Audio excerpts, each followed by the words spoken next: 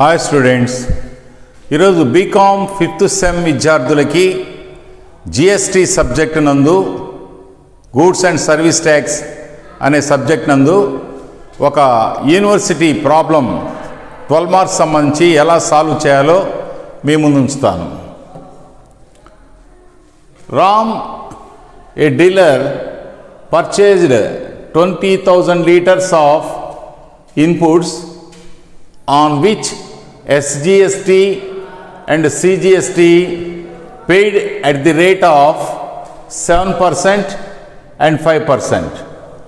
Input tax credit available for SGST and CGST are 14,000 and 10,000 respectively. ఇక్కడ రాము అనేటువంటి ఒక dealer ఏం చేశాడంటే 20,000 లీటర్ల ముడి సరుకుని కొనుగోలు చేశాడు. కొనుగోలు చేస్తూ స్టేట్ గవర్నమెంట్కి గూడ్స్ అండ్ సర్వీస్ ట్యాక్స్ కింద 7%, central government goods and service tax కింద 5% ట్యాక్స్ పే చేశాడు. అంటే రాము ఈ 20,000 లీటర్లు ముడి సరుకును కొనుగోలు చేసేటువంటి సందర్భంలో స్టేట్ గవర్నమెంట్ నుంచి లభ్యమైనటువంటి క్రెడిట్ ఇన్పుట్ అంటే స్టేట్ గవర్నమెంట్ వారికి చెల్లించినటువంటి ట్యాక్స్ 14,000. ఈ 20,000 లీటర్లు కొనుగోలు చేసేటువంటి సందర్భంలో రాము ఎస్జిఎస్టీ కింద 14,000 పే చేస్తున్నాడు ఇన్పుట్ ట్యాక్స్. అలాగనే central government goods and service tax కింద 10,000 రూపాయలు ఇన్పుట్ ట్యాక్స్ పే చేశాడు. అంటే టోటల్గా రాము 20,000 లీటర్లు ముడి సరుకును కొనుగోలు చేస్తూ state government goods and service tax కింద 14,000 ఇన్పుట్ ట్యాక్స్ పే చేయడం జరిగింది. అలాగనే central government goods and service tax కింద 10,000 రూపాయలు ఇన్పుట్ ట్యాక్స్ పే చేయడం జరిగింది. అంటే రాము చెల్లించినటువంటి input tax 14,000 SGST, 10,000 CGST.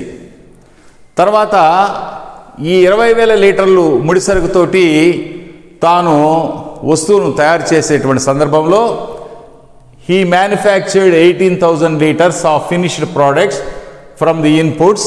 2,000 liters was normal loss. ఈ 20,000 లీటర్లు ముడి సరుకుతోటి వస్తువును తయారు చేసే ప్రక్రియలో నికరమైనటువంటి ఉత్పత్తి 18,000 లీటర్లు తయారు చేశాడు. 2,000 లీటర్లు అసాధారణ నష్టం కింద పోయినాయి. ఈ 18,000 లీటర్లు తయారు చేసి ఒక్కొక్క లీటర్ని 10 రూపాయల చొప్పున అమ్మడం జరిగింది. అమ్మినటువంటి సందర్భాలు 3 ఇచ్చాడు ఇక్కడ. Goods sold with in the state 8,000 litres, అంటే ఇంట్రా స్టేట్ రాష్ట్రం లోపల 8,000 లీటర్లు అమ్మాడు 10 రూపాయల లెక్కన.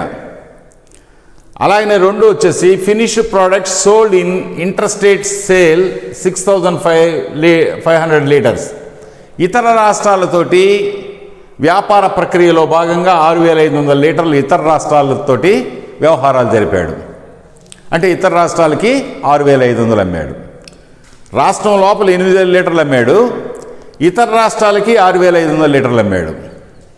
Goods exported to Australia 3,500 litres. Australia దేశానికి 3,500 లీటర్లు ఎగుమతి చేశాడు. మొత్తం మీద ఈ 18,000 లీటర్లని రాష్ట్రం లోపల 8,000, ఇతర రాష్ట్రాలతో 6,500 లీటర్లు,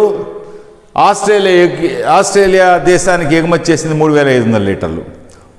ఈ 3 కలిపితే 18,000 లీటర్లు తయారు చేసిన మొత్తాన్ని 10 రూపాయల లెక్కన అమ్మేయడం జరిగింది. ఈ యొక్క అమ్మకాల మీద ట్యాక్స్ కలెక్ట్ చేయాలా, పే చేయాలా? కలెక్ట్ చేసి ఎస్జిఎస్టీ కింద, సిజిఎస్టీ కింద, ఐజిఎస్టీ కింద పే చేయాలి. అంటే అవుట్పుట్ ట్యాక్స్ క్యాల్కులేట్ చేయాలి. అవుట్పుట్ ట్యాక్స్ క్యాల్కులేట్ చేసేదానికి పైన ఎస్జిఎస్టీ 7% అని చెప్పాడు, సిజిఎస్టీ 5% అని చెప్పేశాడు. ఈ ప్రాబ్లము ఇది. ఈ విధంగా వస్తువుల్ని 18,000 లీటర్లని 3 ఇతర రాష్ట్రాలతోటి, రాష్ట్రం లోపల ఇతర దేశాలకు ఎగుమతి చేస్తూ 18,000 లీటర్లని 10 రూపాయల లెక్కన అమ్మడం జరిగింది. ఇప్పుడు రాము ట్యాక్స్ ఎంత పే చేయాలా అనేటువంటి విషయాన్ని మనల్ని అడుగుతున్నాడు.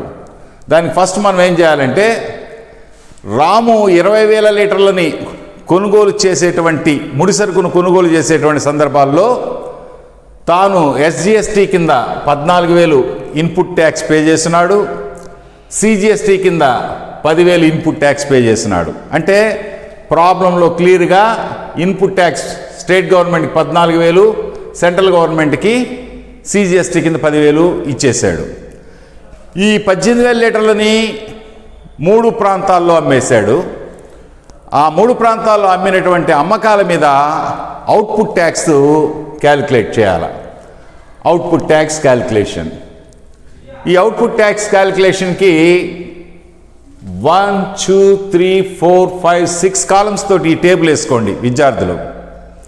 ఫస్ట్ డిస్క్రిప్షన్, ఎక్కడెక్కడ అమ్మింది, క్వాంటిటీ సోల్డ్ లీటర్స్, ఎంత పరిమాణంలో అమ్మాడు, వాల్యూ ఆఫ్ గూడ్స్ సోల్డ్, అమ్మిన సరుకుల యొక్క విలువ ఎంత, సిజిఎస్టీ 5% అన్నాడు కాబట్టి అది, ఎస్జిఎస్టీ 7% అన్నాడు కాబట్టి ఇది, IGST integrated goods and service tax 5 + 7 12%.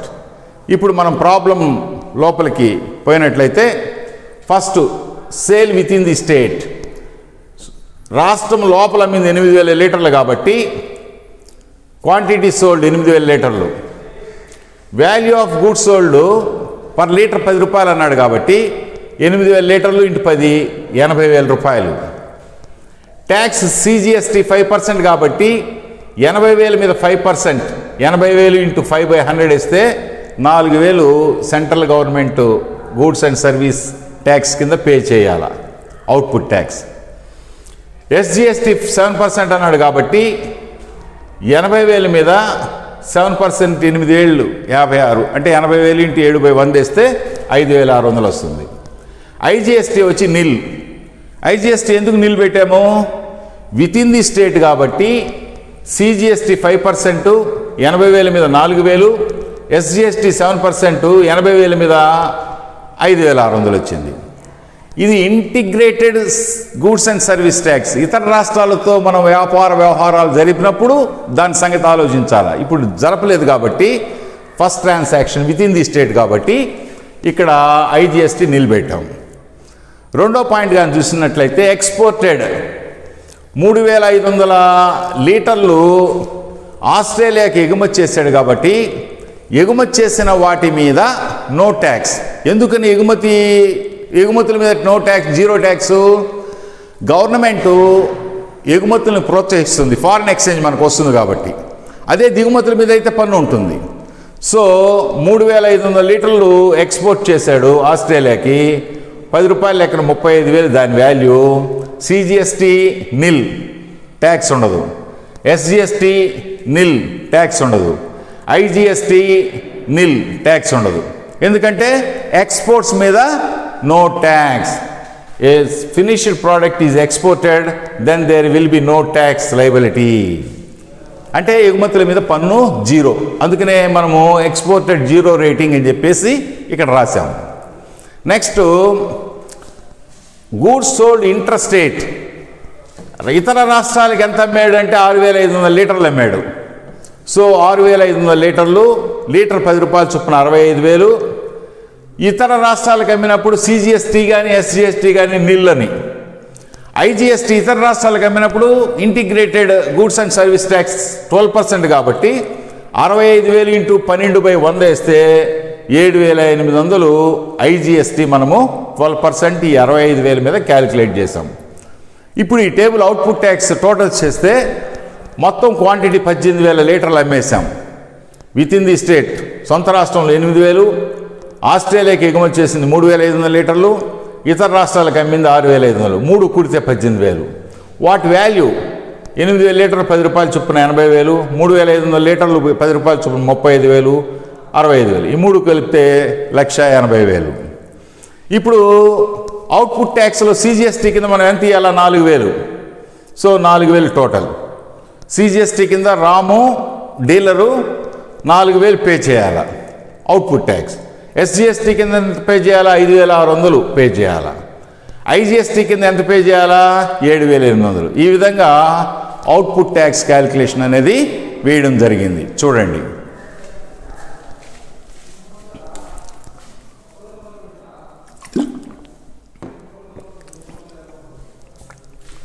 ఇప్పుడు అవుట్పుట్ ట్యాక్స్ క్యాలిక్యులేట్ చేశాం.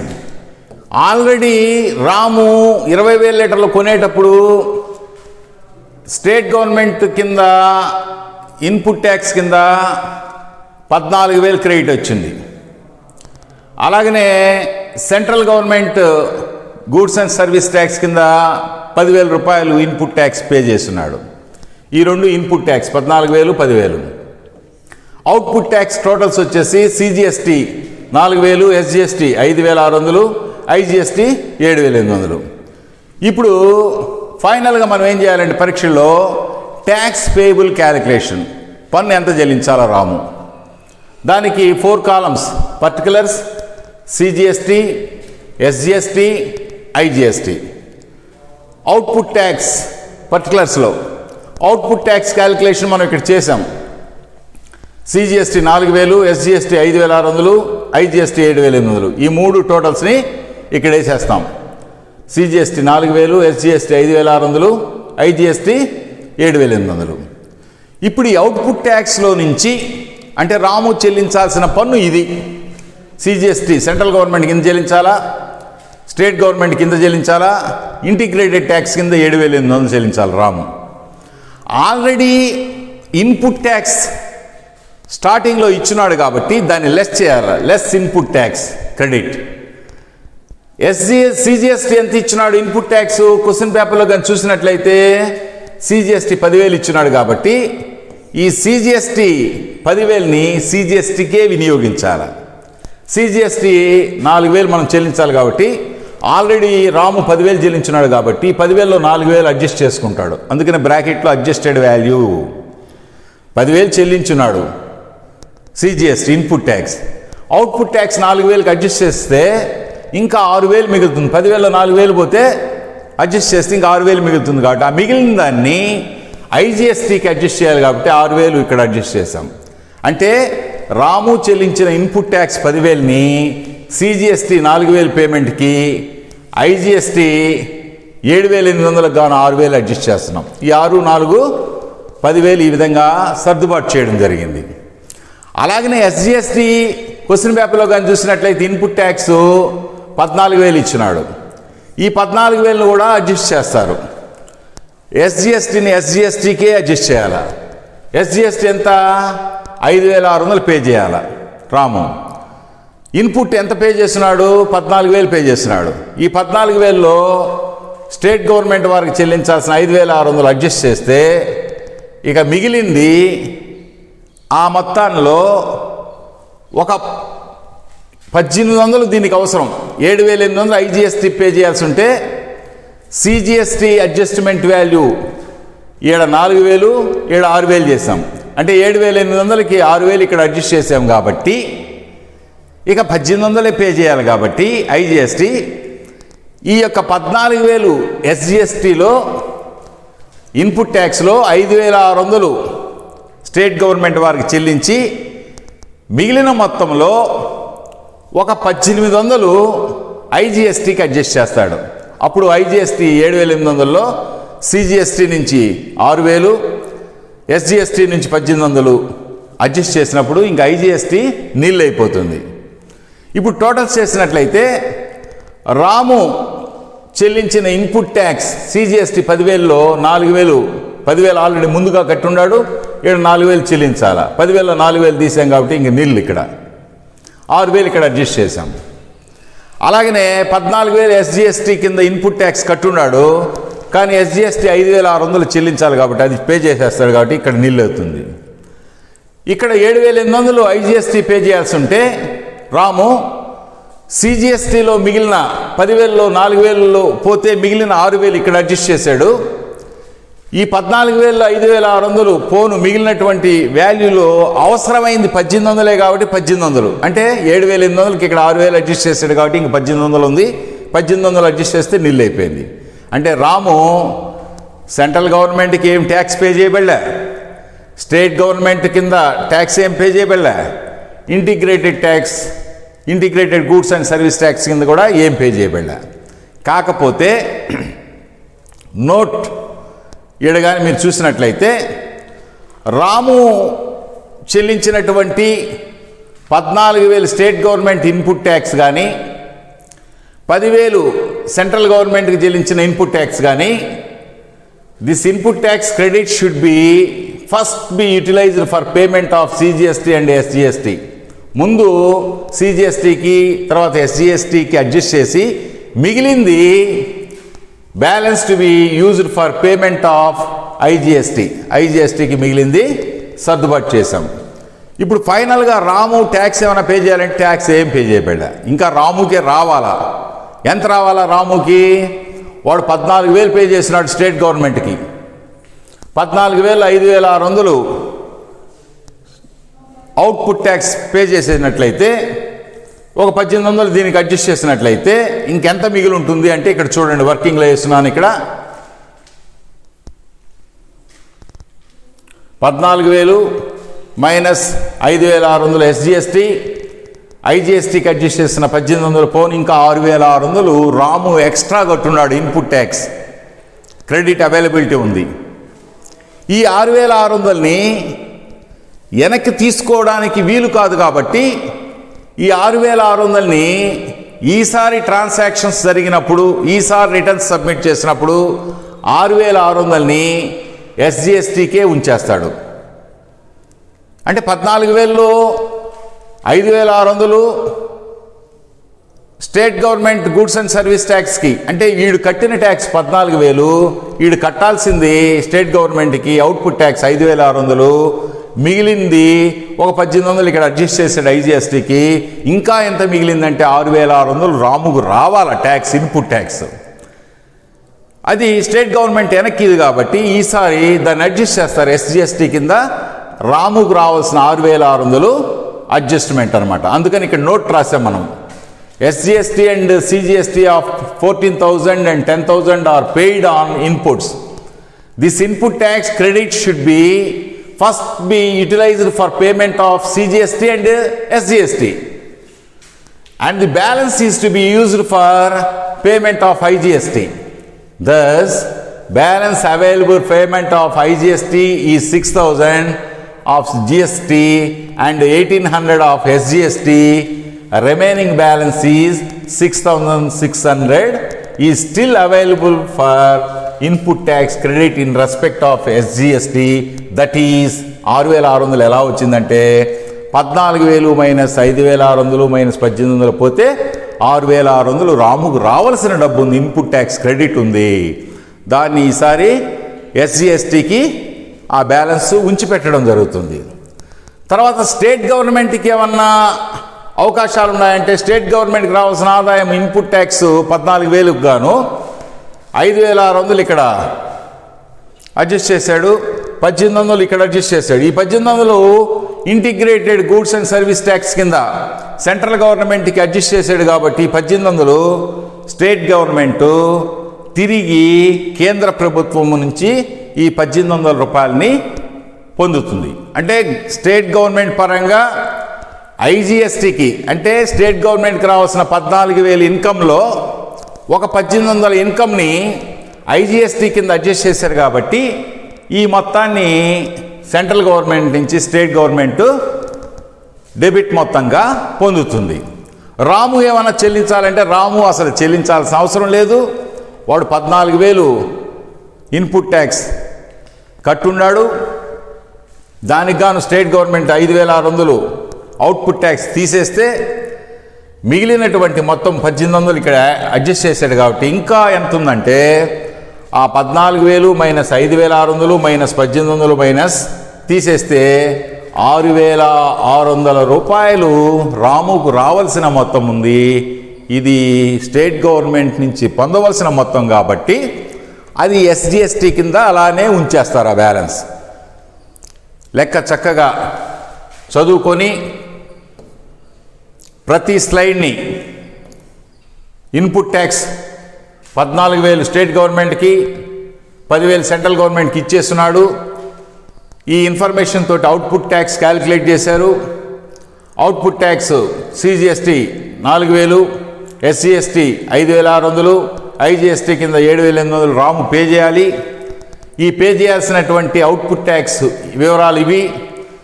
ఈ అవుట్పుట్ ట్యాక్స్లో నుంచి రాము ఆల్రెడీ పే చేసినటువంటి ఇన్పుట్ ట్యాక్స్ని తీసేసి మిగిలిన మొత్తాన్ని IGSTకి అడ్జస్ట్ చేసి ఇంకేమైనా రాము పే చేయాలని చూసినట్లయితే CGST సెంట్రల్ గవర్నమెంట్కి ఏం పే చేయబడలా, స్టేట్ గవర్నమెంట్కి ఏం పే చేయబడలా, IGST integrated goods and service tax కింద కూడా ఏం పే చేయబడలా. ఇంకా రాముకి రావాల్సినటువంటి 6,600 రూపాయలని ఈసారి ఫర్దర్ ట్రాన్సాక్షన్స్ కింద SGSTలో బ్యాలెన్స్ అలానే ఉంచేస్తారు.